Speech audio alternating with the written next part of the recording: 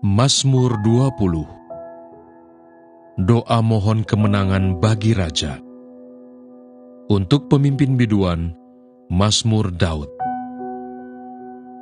Kiranya Tuhan menjawab engkau pada waktu kesesakan. Kiranya nama Allah Yakub membentengi engkau. Kiranya dikirimkannya bantuan kepadamu dari tempat kudus, dan disokongnya engkau dari Sion. Kiranya diingatnya segala korban persembahanmu, dan disukainya korban bakaranmu. Kiranya diberikannya kepadamu apa yang kau kehendaki, dan dijadikannya berhasil apa yang kau rancangkan. Kami mau bersorak-sorai tentang kemenanganmu, dan mengangkat panji-panji demi nama Allah kita. Kiranya Tuhan memenuhi segala permintaanmu. Sekarang aku tahu bahwa Tuhan memberi kemenangan kepada orang yang diurapinya, dan menjawabnya dari surganya yang kudus, dengan kemenangan yang gilang gemilang oleh tangan kanannya.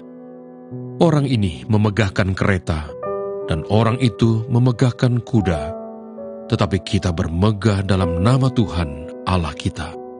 Mereka rebah dan jatuh, tetapi kita bangun berdiri dan tetap tegak. Ya Tuhan, berikanlah kemenangan kepada Raja. Jawablah kiranya kami pada waktu kami berseru. Sementara itu Petrus duduk di luar di halaman. Maka datanglah seorang hamba perempuan kepadanya, katanya, "Engkau juga selalu bersama-sama dengan Yesus orang Galilea itu." Tetapi ia menyangkalnya di depan semua orang, katanya, "Aku tidak tahu apa yang engkau maksud." Ketika ia pergi ke pintu gerbang, seorang hamba lain melihat dia dan berkata kepada orang-orang yang ada di situ, "Orang ini bersama-sama dengan Yesus orang Nazaret itu." Dan ia menyangkal pula dengan bersumpah, "Aku tidak kenal orang itu." Tidak lama kemudian orang-orang yang ada di situ datang kepada Petrus dan berkata, "Pasti engkau juga salah seorang dari mereka. Itu nyata dari bahasamu." Maka mulailah Petrus mengutuk dan bersumpah, "Aku tidak kenal orang itu." Dan pada saat itu berkokoklah ayam. Maka teringatlah Petrus akan apa yang dikatakan Yesus kepadanya, "Sebelum ayam berkokok, engkau telah menyangkal aku 3 kali." Lalu ia pergi keluar dan menangis dengan sedihnya. Keluaran pasal 9. Tulah kelima, penyakit sampar pada ternak. Berfirmanlah Tuhan kepada Musa, "Pergilah menghadap Firaun dan berbicaralah kepadanya. Beginilah firman Tuhan Allah orang Ibrani, biarkanlah umatku pergi, supaya mereka beribadah kepadaku. Sebab jika engkau menolak membiarkan mereka pergi dan masih menahan mereka, maka ternakmu yang ada di padang, kuda, keledai, unta, lembu sapi, dan kambing domba akan kena tulah Tuhan, yakni kena penyakit sampar yang dahsyat. Dan Tuhan akan membuat perbedaan antara ternak orang Israel dan ternak orang Mesir, sehingga tidak ada yang akan mati seekor pun dari segala ternak orang Israel. Selanjutnya Tuhan menentukan waktunya, firman-Nya, besoklah Tuhan akan melakukan hal itu di negeri ini. Dan Tuhan melakukan hal itu keesokan harinya, segala ternak orang Mesir itu mati, tetapi dari ternak orang Israel tidak ada seekor pun yang mati. Lalu Firaun menyuruh orang ke sana, dan sesungguhnya lah dari ternak orang Israel tidak ada seekor pun yang mati. Tetapi Firaun tetap berkeras hati dan tidak mau membiarkan bangsa itu pergi. Tulah ke-6, Barah. Berfirmanlah Tuhan kepada Musa dan Harun, "Ambillah jelaga dari dapur peleburan serangkup penuh, dan Musa harus menghamburkannya ke udara di depan mata Firaun. Maka jelaga itu akan menjadi debu meliputi seluruh tanah Mesir, dan akan menjadikan barah yang memecah sebagai gelembung pada manusia dan binatang di seluruh tanah Mesir." Lalu mereka mengambil jelaga dari dapur peleburan dan berdiri di depan Firaun. Kemudian Musa menghamburkannya ke udara, maka terjadilah barah yang memecah sebagai gelembung pada manusia dan binatang, sehingga ahli-ahli itu tidak dapat tetap berdiri di depan Musa karena barah-barah itu. Sebab ahli-ahli itu pun juga kena barah sama seperti semua orang Mesir. Tetapi Tuhan mengeraskan hati Firaun, sehingga ia tidak mendengarkan mereka, seperti yang telah difirmankan Tuhan kepada Musa. Tulah ketujuh, hujan es.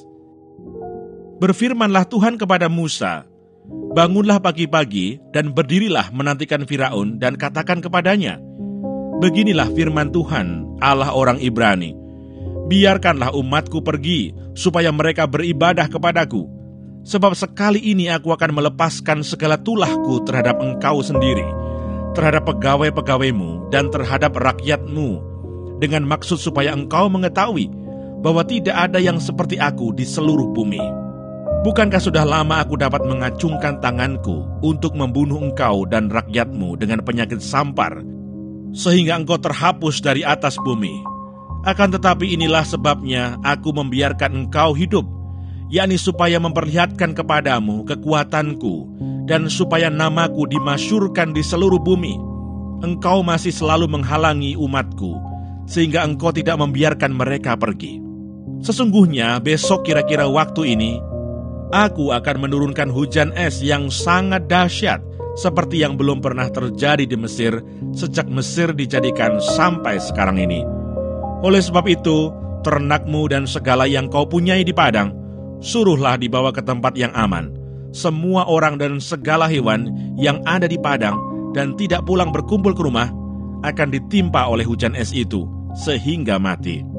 Maka siapa di antara para pegawai Firaun yang takut kepada firman Tuhan, menyuruh hamba-hambanya serta ternaknya lari ke rumah. Tetapi siapa yang tidak mengindahkan firman Tuhan, meninggalkan hamba-hambanya serta ternaknya di padang. Berfirmanlah Tuhan kepada Musa, ulurkanlah tanganmu ke langit, supaya hujan es turun di seluruh tanah Mesir, menimpa manusia dan binatang, dan menimpa tumbuh-tumbuhan di padang di tanah Mesir. Lalu Musa mengulurkan tongkatnya ke langit, maka Tuhan mengadakan guru dan hujan es, dan api pun menyambar ke bumi, dan Tuhan menurunkan hujan es meliputi tanah Mesir. Dan turunlah hujan es beserta api yang berkilat-kilat di tengah-tengah hujan es itu, terlalu dahsyat, seperti yang belum pernah terjadi di seluruh negeri orang Mesir sejak mereka menjadi suatu bangsa. Hujan es itu menimpa binasa segala sesuatu yang ada di padang, di seluruh tanah Mesir, dari manusia sampai binatang, juga segala tumbuh-tumbuhan di padang ditimpa binasa oleh hujan itu, dan segala pohon di padang ditumbangkannya. Hanya di tanah Goshen, tempat kediaman orang Israel, tidak ada turun hujan es. Lalu Firaun menyuruh memanggil Musa dan Harun serta berkata kepada mereka, aku telah berdosa sekali ini. Tuhan itu yang benar, tetapi aku dan rakyatkulah yang bersalah. Berdoalah kepada Tuhan. Guru yang sangat dahsyat dan hujan es itu sudah cukup. Maka aku akan membiarkan kamu pergi. Tidak usah kamu tinggal lebih lama lagi. Dan berkatalah Musa kepadanya, sekeluar aku dari kota ini, aku akan mengembangkan tanganku kepada Tuhan. Guru akan berhenti, dan hujan es tidak akan turun lagi, supaya engkau mengetahui bahwa bumi adalah milik Tuhan. Tetapi tentang engkau dan para pegawaimu, aku tahu bahwa kamu belum takut kepada Tuhan Allah. Tanaman rami dan jelai telah tertimpa binasa, sebab jelai itu sedang berbulir dan rami itu sedang berbunga. Tetapi gandum dan sekoi tidak tertimpa binasa, sebab belum lagi musimnya. Lalu keluarlah Musa dari kota itu meninggalkan Firaun, dikembangkannya lah tangannya kepada Tuhan. Maka berhentilah guruh dan hujan es, dan hujan tidak tercurah lagi ke bumi. Tetapi ketika Firaun melihat bahwa hujan es dan guruh telah berhenti, maka teruslah ia berbuat dosa. Ia tetap berkeras hati, baik ia maupun para pegawainya. Berkeraslah hati Firaun, sehingga ia tidak membiarkan orang Israel pergi, seperti yang telah difirmankan Tuhan dengan perantaraan Musa. Keluaran pasal 10. Tulah ke-8, belalang. Berfirmanlah Tuhan kepada Musa, pergilah menghadap Firaun, sebab aku telah membuat hatinya dan hati para pegawainya berkeras, supaya aku mengadakan tanda-tanda mukjizat yang kubuat ini di antara mereka, dan supaya engkau dapat menceritakan kepada anak cucumu bagaimana aku mempermain-mainkan orang Mesir dan tanda-tanda mukjizat mana yang telah kulakukan di antara mereka, supaya kamu mengetahui bahwa akulah Tuhan."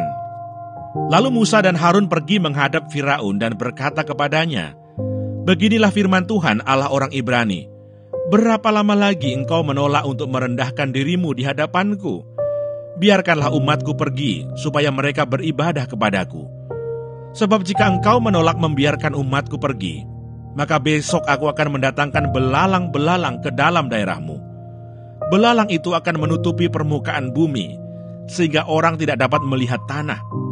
Belalang itu akan memakan habis sisa yang terluput yang masih tinggal bagimu dari hujan es itu, bahkan akan memakan habis segala pohonmu yang tumbuh di padang.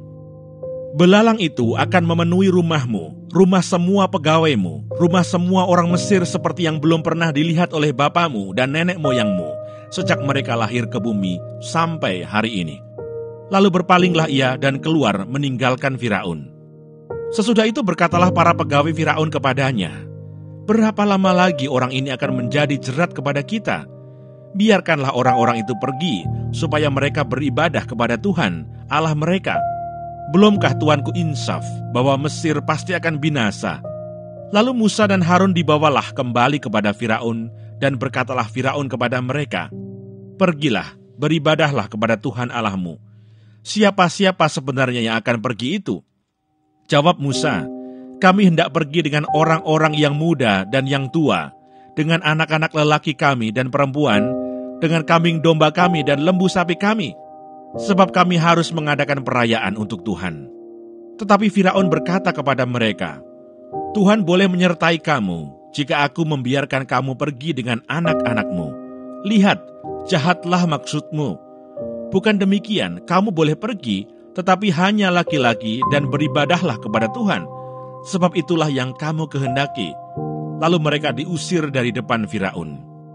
Berfirmanlah Tuhan kepada Musa, "Ulurkanlah tanganmu ke atas tanah Mesir, mendatangkan belalang, dan belalang akan datang meliputi tanah Mesir dan memakan habis segala tumbuh-tumbuhan di tanah, semuanya yang ditinggalkan oleh hujan es itu."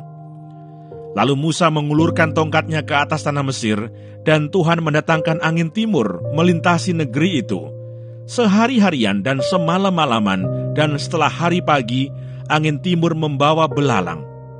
Datanglah belalang meliputi seluruh tanah Mesir, dan hinggap di seluruh daerah Mesir sangat banyak. Sebelum itu tidak pernah ada belalang yang demikian banyaknya, dan sesudah itu pun tidak akan terjadi lagi yang demikian. Belalang menutupi seluruh permukaan bumi, sehingga negeri itu menjadi gelap olehnya. Belalang memakan habis segala tumbuh-tumbuhan di tanah, dan segala buah-buahan pada pohon-pohon yang ditinggalkan oleh hujan es itu, sehingga tidak ada tinggal lagi yang hijau pada pohon atau tumbuh-tumbuhan di padang di seluruh tanah Mesir. Maka segeralah Firaun memanggil Musa dan Harun serta berkata, "Aku telah berbuat dosa terhadap Tuhan Allahmu dan terhadap kamu. Oleh sebab itu, ampunilah kiranya dosaku untuk sekali ini saja, dan berdoalah kepada Tuhan Allahmu itu, supaya bahaya maut ini dijauhkannya daripadaku." Lalu keluarlah Musa meninggalkan Firaun dan berdoa kepada Tuhan. Maka Tuhan membuat angin bertiup dari jurusan sebaliknya, yakni angin barat yang sangat kencang, yang membawa belalang itu dan melemparkannya ke dalam laut Teberau. Tidak ada satu belalang pun yang tinggal di seluruh daerah Mesir. Tetapi Tuhan mengeraskan hati Firaun, sehingga tidak mau membiarkan orang Israel pergi. Tulah ke-9, gelap gulita. Berfirmanlah Tuhan kepada Musa, "Ulurkanlah tanganmu ke langit, supaya datang gelap meliputi tanah Mesir, sehingga orang dapat meraba gelap itu." Lalu Musa mengulurkan tangannya ke langit, dan datanglah gelap gulita di seluruh tanah Mesir selama 3 hari. Tidak ada orang yang dapat melihat temannya, juga tidak ada orang yang dapat bangun dari tempatnya selama 3 hari. Tetapi pada semua orang Israel ada terang di tempat kediamannya. Lalu Firaun memanggil Musa serta berkata, "Pergilah, beribadahlah kepada Tuhan. Hanya kambing dombamu dan lembu sapimu harus ditinggalkan, juga anak-anakmu boleh turut beserta kamu." Tetapi Musa berkata, "Bahkan korban sembelihan dan korban bakaran harus engkau berikan kepada kami, supaya kami menyediakannya untuk Tuhan Allah kami. Dan juga ternak kami harus turut beserta kami, dan satu kaki pun tidak akan tinggal. Sebab dari ternak itulah kami harus ambil untuk beribadah kepada Tuhan Allah kami, dan kami tidak tahu dengan apa kami harus beribadah kepada Tuhan sebelum kami sampai di sana. Tetapi Tuhan mengeraskan hati Firaun, sehingga dia tidak mau membiarkan mereka pergi. Lalu Firaun berkata kepadanya, "Pergilah daripadaku, awaslah engkau, jangan lihat mukaku lagi, sebab pada waktu engkau melihat mukaku, engkau akan mati."